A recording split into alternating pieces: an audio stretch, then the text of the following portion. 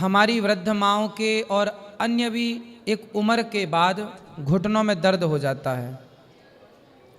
तो घुटनों का दर्द यदि हो जाता है तो पहला तो हम ये जानना चाहेंगे कि सबको ही लगभग बुढ़ापे में 85-90% घटनाएं हैं कि घुटनों का दर्द, आज की स्थितियां। तो पहले तो हम ये जानना चाहेंगे कि घुटनों का दर्द होता क्यों है, और यदि हो जाए तो क्या ऑपरेशन कराना ही ऑप्शन है या आयुर्वेद कुछ औषधियों के द्वारा उसे ठीक कर सकता है। सबसे पहले तो सभी लोगों को मेरी तरफ से राधे राधे। भगवान श्री कृष्णा जी की कृपा सब पे बनी रहे।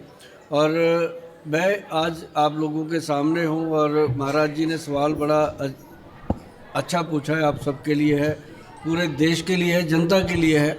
क्योंकि जो लोग घुटनों के दर्द से परेशान हैं, जिनके घुटने ख़राब हो गए हैं या घुटनों में दर्द रहता है, किसी के बुज़ुर्ग के रहता है, किसी के जवां उम्र में भी रहता है, तो ऐसे लोगों को जब हम लोग मिलते हैं, हम लोग कुछ दवा की बात करते हैं, तो बहुत सारे लोगों के दिमाग में ये डाल दिया जाता है कि आपका ऑपरेशन होगा। और ये बात डालने वाला कोई डॉक्टर नहीं होता, उसका पड़ोसी होता है, खुद घर के लोग होते हैं। तो जरा सा घुटने में दर्द हुआ नहीं कि सामने वाला सीधे ही बोल देता है तेरा ग्रीस खत्म हो गया। तो मतलब वो जो ग्रीस खत्म होने वाला वर्ड है, वो वर्ड उसके दिमाग में आ जाता है कि मेरा सचमुच कुछ खराब हो गया। तो वो इंसान जो है वो डिप्रेशन में जाने लगता है। ऐसे करके वो जब डॉक्टर के पास जाता है, हॉस्पिटल में जाता है, तो महाराज जी उसको वहाँ भी बोल दिया जाता है कि ऑपरेशन करवा लो, अब ग्रीस खत्म हो गया। तो उसको लगता है कुछ सचमुच मेरा ख़त्म हो गया। तो मतलब बेचारा और डर जाता है कि उसके ऊपर पब्लिक की स्टैंप थी, फिर डॉक्टर ने भी लगा दी।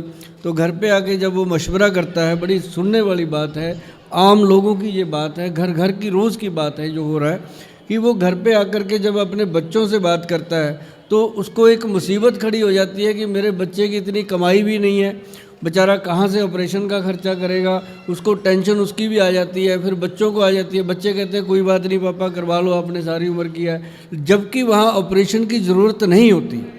ऑपरेशन की ज़रूरत मुश्किल से 10-12% लोग हैं जिनको होती है महाराज जी, कि जो लोग मतलब उठ नहीं सकते।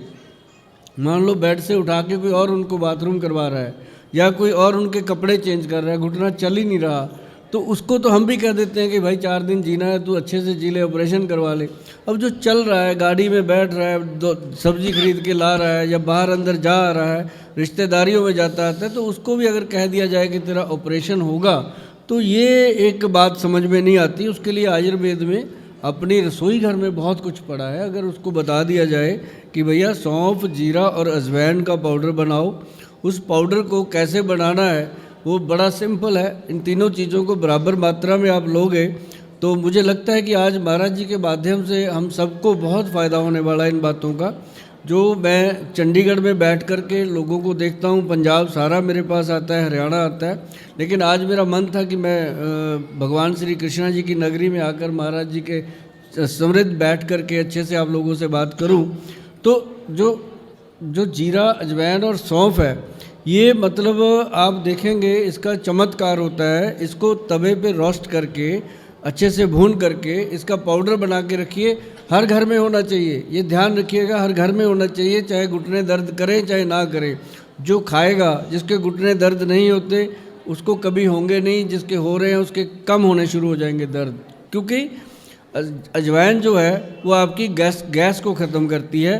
जो जॉइंट्स के अंदर एक गैस बनती है, वो उसके साथ क्या है, जॉइंट स्टिफ हो जाते हैं और पेन होता है, दर्द होता है। तो इसका मतलब ये नहीं होता कि ग्रीस खत्म हो गया, घुटने में साइनोवल फ्लूइड होता है। ये ग्रीस ग्रूस पता नहीं कौन कहने लग गए हैं, पर ये एक फ्लूइड होता है अपने घुटने में, जो कि अपनी बॉडी के अंदर सिर्फ घुटने ही एक जॉइंट नहीं है जी, 360 जॉइंट हैं अपनी बॉडी के जी। उंगलियों में देखो 3 जॉइंट हैं, हर एक अंग में जॉइंट है। तो हर जॉइंट को ये लुब्रिकेशन चाहिए होता है।